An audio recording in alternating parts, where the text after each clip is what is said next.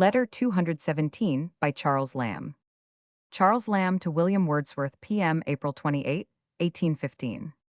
Excuse this maddish letter. I am too tired to write informal.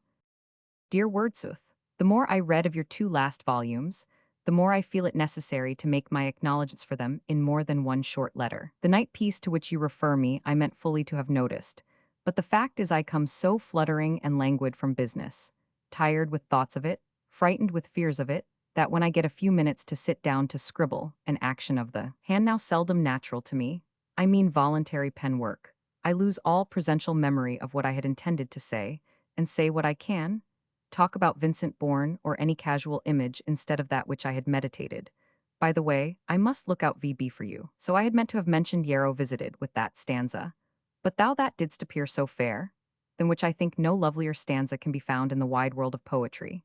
Yet the poem on the whole seems condemned to leave behind it a melancholy of imperfect satisfaction, as if you had wronged the feeling with which in what preceded it you had resolved never to visit it, and as if the muse had determined in the most delicate manner to make you, and scarce make you, feel it. Else it is far superior to the other, which has but one exquisite verse in it, the last but one, or the two last. This has all fine, except perhaps that of studious ease and generous cares has a little tinge of the less romantic about it. The farmer of Tilsbury Vale is a charming counterpart to poor Susan, with the addition of that delicacy towards aberrations from the strict path which is so fine in the old thief, and the boy by his side, which always brings water into my eyes. Perhaps it is the worse for being a repetition. Susan stood for the representative of poor ruse in herb. There was quite enough to stamp the moral of the thing never to be forgotten. Fast volumes of vapor, and see the last verse of Susan was to be got rid of at all events. It threw a kind of dubiety upon Susan's moral conduct. Susan is a servant maid. I see her trundling her mop and contemplating the whirling phenomenon through blurred optics. But to term her a poor outcast seems as much as to say that poor Susan was no better than she should be, which I trust was not what you meant to express. Robin Goodfellow supports himself without that stick of a moral which you have thrown away. But how I can be brought in filo de omitendo for that ending to the boy builders is a mystery. I can't say positively now. I only know that no line oftener or readier occurs than that, light-hearted boys, I will build up a giant with you. It comes naturally with a warm holiday and the freshness of the blood. It is a perfect summer amulet that I tie round my legs to quicken their motion when I go out a-maying. N.B. I don't often go out a-maying. Must is the tense with me now. Do you take the pun? Young Romilly is divine, the reasons of his mother's grief being remediless. I never saw parental love carried up so high, towering above the other loves. Shakespeare had done something for the filial in Cordelia, and by implication for the fatherly too in Lear's resentment. He left it for you to explore the depths of the maternal heart. I get stupid and flat and flattering. What's the use of telling you what good things you have written? Or, I hope I may add that I know them to be good. Apropos, when I first opened upon the just mentioned poem, in a careless tone I said to Mary as if putting a riddle, what is good for a bootless bean? To which with infinite presence of mind, as the jest book has it, she answered, a shoeless pea. It was the first joke she ever made. Joke the 2D I make you distinguish well in your old preface between the verses of Dr. Johnson of the Man in the Strand, and that from the Babes of the Wood. I was thinking whether taking your own glorious lines. And for the love was in her soul, for the youthful Romilly, which, by the love I bear my own soul, I think have no parallel in any of the best old ballads, and just altering it too. And from the great respect she felt for Sir Samuel Romilly, would not have explained the boundaries of prose expression and poetic feeling nearly as well. Excuse my levity on such an occasion.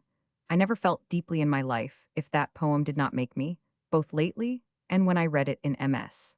No alderman ever longed after a haunch of buck venison more than I for a spiritual taste of that white dough you promise. I am sure it is superlative, or will be when dressed, i.e. printed.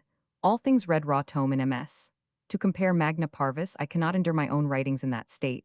The only one which I think would not very much win upon me in print is Peter Bell, but I am not certain. You ask me about your preface. I like both that and the supplement without an exception. The account of what you mean by imagination is very valuable to me. It will help me to like some things in poetry better, which is a little humiliating in me to confess. I thought I could not be instructed in that science, I mean the critical, as I once heard old obscene beastly Peter Pindar, in a dispute on Milton, say, he thought that if he had reason to value himself upon one thing more than another it was in knowing what good verse was. Who looked over your proof sheets and left Ordebo in that line of Virgil? My brother's picture of Milton is very finely painted. That is, it might have been done by a hand next to Van Dyck's. It is the genuine Milton and an object of quiet gaze for the half hour at a time. Yet though I am confident there is no better one of him, the face does not quite answer to Milton. There is a tinge of petty or petite, how do you spell it, querulousness about. Yet hang it, now I remember better, there is not. It is calm, melancholy, and poetical. One of the copies you sent had precisely the same pleasant blending of a sheet of 2D vol, with a sheet of first. I think it was page 245, but I sent it and had it rectified.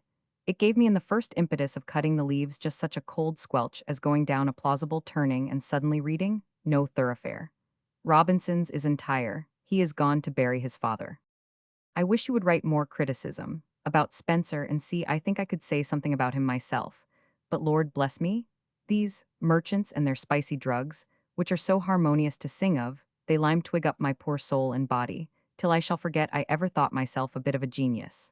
I can't even put a few thoughts on paper for a newspaper. I engross when I should pen a paragraph. Confusion blast all mercantile transactions, all traffic, exchange of commodities, intercourse between nations, all the consequent civilization and wealth and amity and link of society, and getting rid of prejudices and knowledge of the face of the globe, and rot the very firs of the forest that look so romantic alive, and die into desks. Vale. Yours, dear W, and all yours, C. Lamb. Added at foot of the first page. And B, don't read that Q review, I will never look into another. Lamb continues his criticism of the 1815 edition of Wordsworth's poems. The night piece begins. The sky is overcast. The stanza from Yarrow Visited is quoted on page 557. The poem followed Yarrow Unvisited in the volume. The one exquisite verse in Yarrow Unvisited first ran.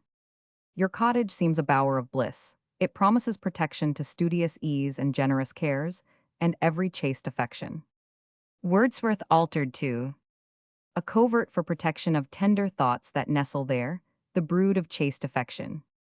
Poor Susan had in the 1800 version ended thus.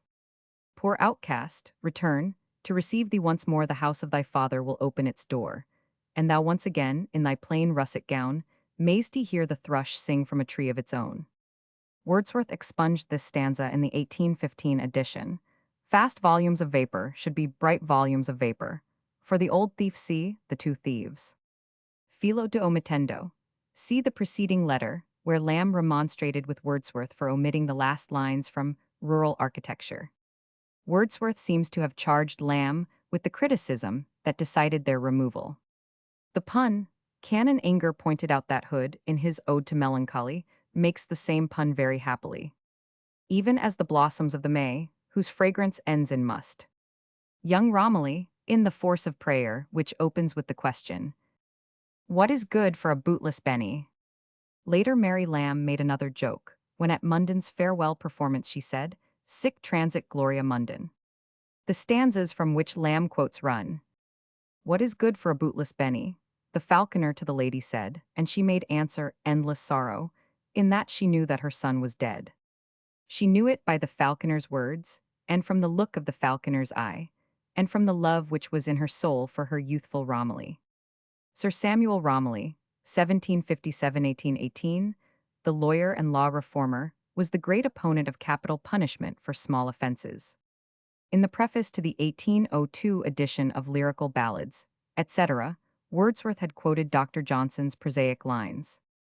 I put my hat upon my head and walked into the Strand, and there I met another man whose hat was in his hand. Contrasting them with these lines from the Babes in the Wood. These pretty babes with hand in hand went wandering up and down, but never more they saw the man approaching from the town. Peter Pindar, John Walcott, 1738–1819, whom Lamb had met at Henry Rogers, brother of the poet.